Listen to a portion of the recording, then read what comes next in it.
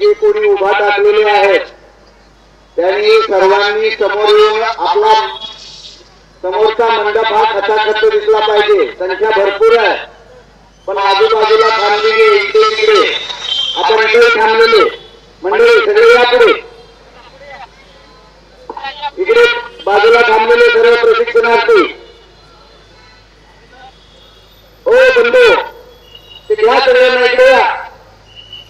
काय महत्वाची चर्चा करता एवढी या बसा इकडे पुढे या बसा सर्वजण बसलेल्या सर्वजण खानापूर्ण झाले। छत्रपती शिवाजी महाराज की भारत माता की वंदे वंदे वंदे। डॉक्टर बाबासाहेब आंबेडकरांचा महात्मा बसवेश्वरांचा छत्रपती शाहू महाराजांचा महात्मा फुलेंचा सावित्रीबाई फुलेंचा अहिल्यादेवी होळकरांचा सर्व थोर महात्म्यांचा आई राजा बोल भवानी माता की छत्रपती शिवाजी महाराज की। तुकाराम बाबा तुम आगे बढ़ो, तुकाराम बाबा तुम आगे बढ़ो, तुकाराम बाबा तुम आगे बढ़ो। धन्यवाद मित्रांनो। आपल्या न्याय्य हक्कासाठी आणि आपल्या हक्काच्या भाकरीसाठी आपण गेले 5 महिने झालं विविध आंदोलन आपण करत आहोत। मग आपल्या तालुक्यातल्या तहसील कचेरीवर असेल, जिल्ह्यातल्या जिल्हा कचेरीवर असेल, मुंबईतल्या आझाद मैदानातील विविध मोर्चे असतील, विविध उपोषण असतील, ते आज सांगलीतल्या या चौकामध्ये होत असलेल्या तुकाराम बाबांचं हे प्राणांतिक उपोषण आहे।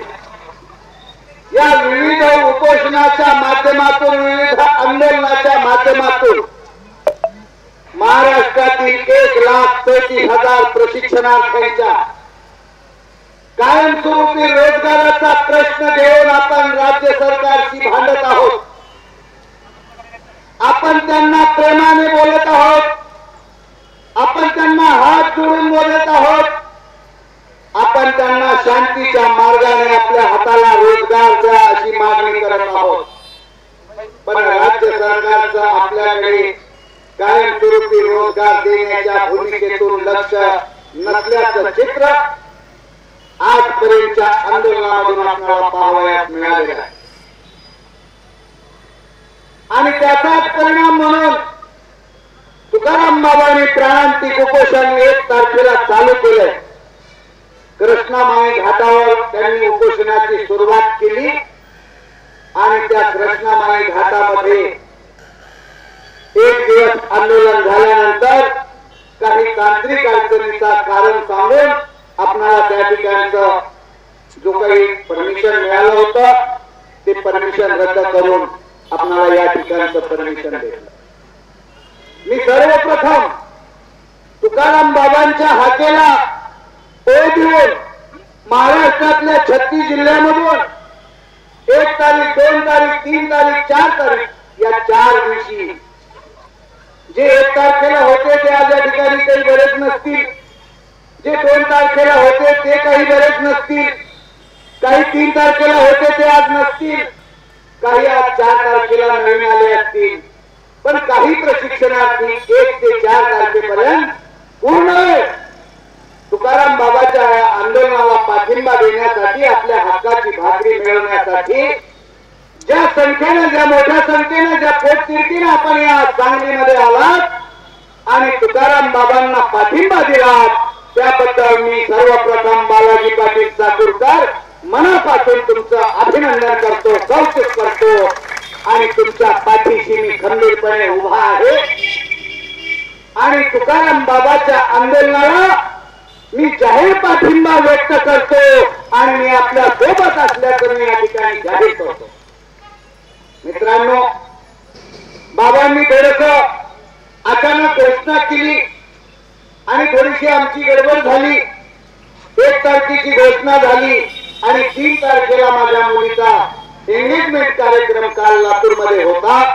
मी बाबांना सुद्धा बोललो होतो, ते येतो म्हणाले होते, पण त्यांना लक्षात राहिलं नाही 1 तारखेचा प्रोग्राम त्यांनी घोषित केला.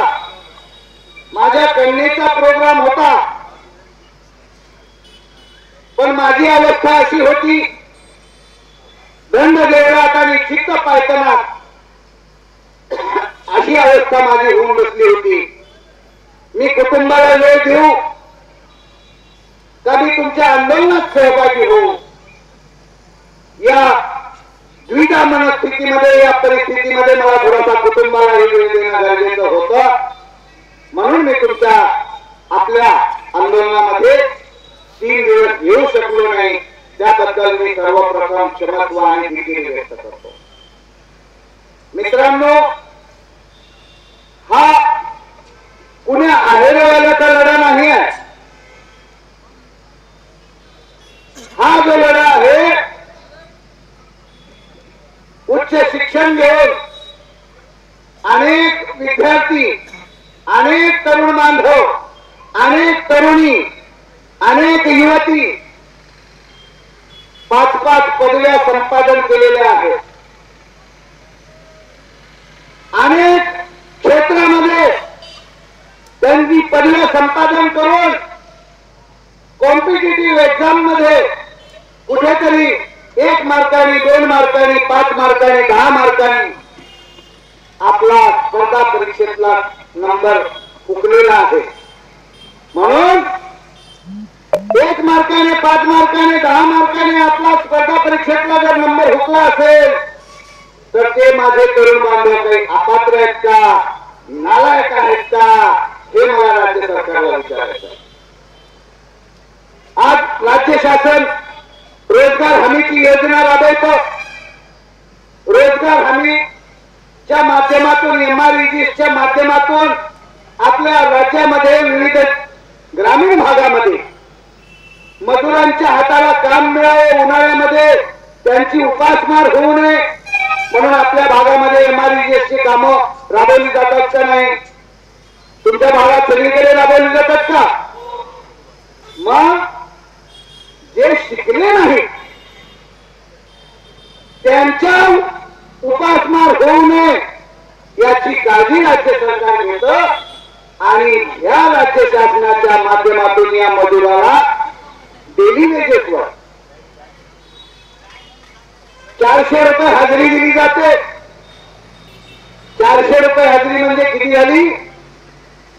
12,000 रुपये झाले. शासकीय नियमानुसार न शिकलेल्या मजुराला, आडामी व्यक्तीला, आडामी माऊलीला 300 रुपये, 9,000 रुपये महिलांना हा रोजगार दिला जातो.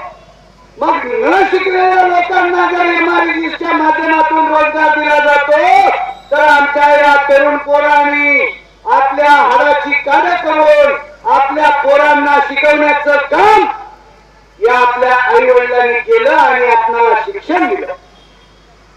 आपण शिकलो, आपण शिकून बेकार झालो. त्याचं नाव काय दिलं? सुशिक्षित बेरोजगार. मग आगामी लोकांना जर काम देण्याची योजना राज्य सरकारकडे आहे तर या राज्यातल्या शिकून दारोदारी या राज्य सरकारच्या दारामध्ये हेलपाटे खेटे घालणाऱ्या माझ्या या तरुण पोराच्या हाताला रोजगार का शासन देऊ शकत नाही हा माझा सरकारला सवाल आहे. आणि म्हणून राज्य सरकारला मला सांगायचं की आगामी लोकांना रोजगार देऊन त्यांची उपासमार रोखण्याचं काम राज्य सरकार, मायबाप सरकार करतं, तर या राज्यातल्या तरुण शिकलेल्या पोरांच्या हाताला कायमस्वरूपी रोजगार देऊन यांची सुद्धा होत असलेली त्रेधा तिरपाट कमी केली पाहिजे. माझ्या अनेक तरुण पोरांचं लग्न झालेलं नाही. ज्यांचे लग्न झाले आहे त्यांना 1-2 मूल झाले असतील तर त्या मुलांचं औषध पाणी करू शकत नाही. त्यांच्या आई वडिलांचा दवाखाना ते करू शकत नाही. मग अशा परिस्थितीमध्ये तरुणांना काय वाटायला लागतं की माझ्या जिंदगीचा काय फायदा आहे. मी जर माझ्या आईच्या दवाखान्यासाठी जर मी सक्षम नसेल, मी जर माझ्या वडिलांच्या वृद्धापकाळामध्ये मी दवाखाना करू शकणार नसेल, मी माझ्या बायकोचा जर गंध टिकली पावडरचा खर्च एखादी साडी जर वर्षामध्ये मी माझ्या बायकोला आणू शकत नसेल तर माझ्या जिंदगीचा काय फायदा आहे. म्हणून तो तरुण उदास होतो आणि तो चुकीच्या मार्गाकडे वळतो. मग तो व्यसनाकडे वळतो किंवा आत्महत्येचा पर्याय सुद्धा निवडतो. आणि थोडासा टार्गेट असेल तर दहशतवादी कारवाया करणाऱ्या लोकांच्या हाताशी तो हाताला सापडतो आणि आपल्या तरुण पोरांच्या तरुणाईचं संपूर्ण वाटोळ होऊन जात. हे सरकारला का कळत नाही हे मला या राज्य सरकारला विचारायचं. या पोरांच्या आयुष्याशी का हे सरकार खेळते. कुणी मागितले होते, कोणत्या लाडक्या ताईनं 1500 रुपये मागितले होते. कुठल्याही महिलेनं कुठल्याही भगिनीनं आम्हाला फुकट 1000 द्या, 500 द्या, 200 द्या मागितले होते का. कुणी इकडे बसलेल्या काही भगिनी आमच्या युवती मागितल्या होत्या का. मग सरकारला कुठल्याच भगिनीने जर पैसे मागितलेले नसताना राज्य सरकारला लोकसभेमध्ये आलेला पराभव आणि पुन्हा विधानसभेमध्ये पराभव मिळेल या भीती.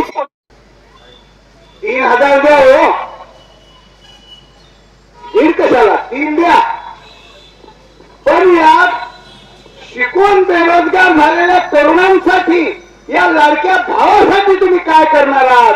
तर लाडक्या भावाला सुद्धा आम्ही वाऱ्यावर सोडणार नाही असं आपल्या शिंदे साहेबांनी सांगितलं होतं का नाही. मग आता शिंदे साहेब नाव सुद्धा काय दिलं, नाव किती सुंदर दिलं, मुख्यमंत्री युवा कार्य प्रशिक्षण योजना. त्याला काय म्हणायचं, नाव सोनूबाई पायी कठलाचा वाळा. नाव सोनूबाई आहे आणि पायात वाळा कशाचा आहे, कठलाचा. उपयोग आहे का. नाव दिलं म्हणजे काय झालं, तुमची निवडणूक संपली. लाडक्या बहिणी खुश, लाडके भाऊ खुश आणि या लाडक्या भावाने आणि लाडक्या बहिणींनी आमच्या लाडक्या देवाभाऊला बंपर बहुमत मिळवून दिलं आणि सत्तेमध्ये ते स्थानापन्न झाले. सत्तेमध्ये स्थानापन्न झाल्यानंतर आपण म्हणलं आता लाडक्या भावाचा 6 महिन्याचा कार्यकाळ संपत आला. पुढे काय प्रश्न सगळ्याला भेडसावायला लागला. संपूर्ण महाराष्ट्रातला युवा रस्त्यावर उतरला आणि या प्रशिक्षणार्थ्यांना उत्तर देणं राज्य सरकारला कठीण झालं आणि राज्य सरकारनं आपली विविध आंदोलनं आझाद मैदानावर 4 तारखेला आणि 16 तारखेला विराट असे मोर्चे झाले. 24 दिवस आपण आझाद मैदानावर बेमुदत आमरण उपोषण केलं. बाबांनी पायी दिंडी काढली पुन्हा आणि त्या सगळ्या गोष्टीचा आणि आपण आपापल्या महाराष्ट्रातल्या जिल्हाभरातल्या जिल्हा कचेरीवर आपण सर्वांनी केलेल्या आंदोलनाचा परिणाम आपणाला 5 महिने मुदतवाढ दिली. आपली मागणी 5 महिने मुदतवाढीची होती का. प्रशिक्षणाचा कालावधी वाढवा ही आपली मागणी नव्हती. आपली मागणी होती 6 महिन्याचं प्रशिक्षण आम्ही पूर्ण केलंय आणि या प्रशिक्षण पूर्ण केलेल्या तरुणाला कायमस्वरूपी रोजगार मिळण्यासाठीचा प्रोग्राम जाहीर करा. पण सरकारनं काय केलं, आपणाला 5 महिन्याची मुदतवाढ दिली. ठीक आहे, आम्ही जी.आर. जाळला, बाबांनी त्या जी.आरचं स्वागत केलं, म्हणजे आपल्यामध्ये सुद्धा स्वागतही झालं आणि निषेधही झालं. चांगले म्हणणारी लोक आहेत आणि तुमचं चुकलंय म्हणणारी लोक आहेत. म्हणजे आपल्या संघटनेमध्ये लोकशाही जिवंत हे दिसून आलं. त्याच्यामुळे आपल्या या प्रशिक्षणार्थ्याचा, आता काही प्रशिक्षणार्थ्याचा 5 महिन्याचाही कार्यकाळ वाढीव तोही संपत आला. आता पुढे काय, ट्रेनी शिक्षकाचा तेवढा कार्यकाळ आता पुढे राहिलाय. बाकी आता इतर आस्थापनेमधल्या लोकांचा कार्यकाळ 1 महिन्यामध्ये संपेल, याच महिन्यामध्ये संपेल. मग आता 1 महिन्या, या महिन्यामध्ये ज्यांचा कार्यकाळ संपला त्यांनी कुठं जायचं? मी शिंदे मामाला विचारतो, देवा मामाला विचारतो की अजित मामाला विचारतो, कुठं जायचं? मग पुन्हा आपल्या ह्या पोरांनी काय पेची गाडी लावायची का, भंगारचा गाडा लावायचा का, केळाचा गाडा लावायचा का, शेतामध्ये रोजानं जायचं का, गवंड्याच्या हाताखाली जायचं? आता शिकलेली पोरं ही कामं करू शकतात का? ज्याला जे काम जमत त्याच्या बुद्धिमत्तेनुसार त्याला काम मिळालं पाहिजे आणि त्याला हक्काचा रोजगार मिळाला पाहिजे. ही आपली ठाम आणि ठोस भूमिका घेऊन आपण आज रस्त्यावर उतरलोय. बरोबर आहे का नाही? हे मला कळलं, तुम्हाला कळलं, शिंदे गटाच्या जिल्हा प्रमुखाला कळलं, सगळ्याला कळलं. मग वळणार गेलंय कुणाला? मुख्यमंत्र्याला बी कळलं, उपमुख्यमंत्र्यांना कळलं, पण यांनी यांच्याकडे कायमस्वरूपी तरुणाला जर रोजगार दिला, हा तरुण जर कामात राहिला, तर हा पुढे उद्याच्या निवडणुकामध्ये माझ्यासारख्या पुढाऱ्याच्या मागे फिरायला मोकळे राहतील का? म्हणून तुम्हाला रोजगार द्यायचा नाही. कोणता झेंडा घेऊ हाती हा प्रश्न पडतो. मग आपले सगळे प्रशिक्षणार्थी कोण काँग्रेसचा झेंडा घेतो, कोण भाजपचा घेतो, कोण शिवसेनेचा घेतो. त्या गटाचा 100 पक्षाचे झेंडे घेऊन आपण बोंबलत हिंडतो. आणि आपण कामात लागल्यावर कोण आहे का बोंबलत हिंडायला? या सगळ्या पुढाऱ्याचे पोरं कुठं? बाहेर देशात. या सगळ्या पुढाऱ्याचे पोरं कुठं? मोठ्या मोठ्या पदावर, मोठ्या मोठ्या कंपन्यामध्ये ते झेंडे घेऊन फिरतील का? म्हणून राज्य सरकार कुणाचं जरी असलं तरी नीती कोणती? नीती एकच आहे. पण कुठलंही सरकार आलं तर कायमस्वरूपी ठोस असा निर्णय कुठल्याच सरकारनं आजपर्यंत घेतला नाही. हे आजपर्यंतच्या अनुभवावरून मी 40 वर्षाच्या अनुभवामध्ये सांगतो. मित्रांनो, मला 2-3 दिवस झालं झोप नाही. आज सकाळपासून काही खाल्लो नाही, म्हणून मला जरा थोडस, मला सुद्धा चक्कर येऊ. मला इथं आत्ता बंधू एक म्हणले, मागीचा आहे म्हणले, जरा चहा तर घेऊ. अरे म्हणलं बाबा, 4 दिवस झाला अन्नाचा कण नाही आणि आपणाला जर 12 तास जर बसणं होणार तर आपण तर कसले कार्यकर्ते? मला मी सकाळपासून जेवलो आणि माझा झोप चाललाय. तुम्हाला वाटलं मालखी टाकून आल्यात का बाबाजी पाटील? असं का झुकलेलं? लटलटी सुरू झाली. मित्रांनो, सकाळपासून मी जेवलो नाही. या महात्म्याच्या आयुष्यामध्ये पोटामध्ये काय पडली असेल? 4 दिवस झालं या महात्म्याच्या पोटामध्ये अन्नाचा कट नाही.